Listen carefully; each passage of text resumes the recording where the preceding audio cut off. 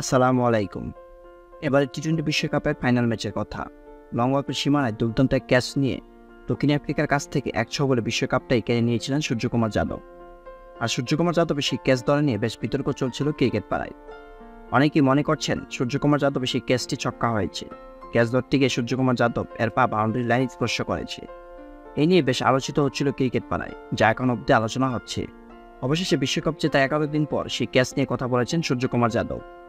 ভারতের এক সাংবাদিকদের সাক্ষাৎকারে প্রশ্নের জবাবে সেই ক্যাচ ধরার ব্যাপারে মুখ খোলেন সূর্যকুমার যাদব। সেখানে তিনি সবকিছু পরিষ্কার করে সবাইকে জানিয়ে দেন আসলে ঘটনাটি তখন কি হয়েছিল। সূর্যকুমার যাদব বলেন, আমরা তো সবাইকে খুশি করতে পারি না।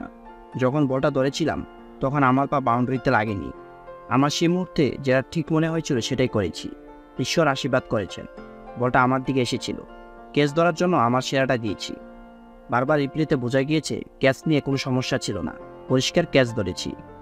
হঠাৎ করে ওইরকম কঠিন ক্যাচ সূর্যকুমার যাদব ধরেননি, তার জন্য তাকে অনেক অনুশীলন করতে হয়েছে। সূর্যকুমার যাদব আরও বলেন, অনুশীলনে ওই ধরনের ক্যাচ অনেক ধরতাম, জানতাম ম্যাচে ওই পরিস্থিতি আসতে পারে, নিজেকে তৈরি করেছিলাম। ঈশ্বর ভাগ্যকর্মে ফাইনালের ওই মুহূর্তে আমাকে সুযোগ দিয়েছিলেন, আমি সেটা কাজে লাগিয়েছি। সূর্যকুমার যাদব সেই সাক্ষাৎকারে পরিষ্কার বুঝিয়ে দিয়েছেন সেটি ছক্কা নয়, ক্যাচ ছিল। সূর্যকুমার যাদবের ক্যাচটি ক্রিকেট পাড়ে বেশ আলোচিত হলেও এই নিয়ে দক্ষিণ আফ্রিকার কোনো আপত্তি জানায়নি ম্যাচ পরবর্তীতে।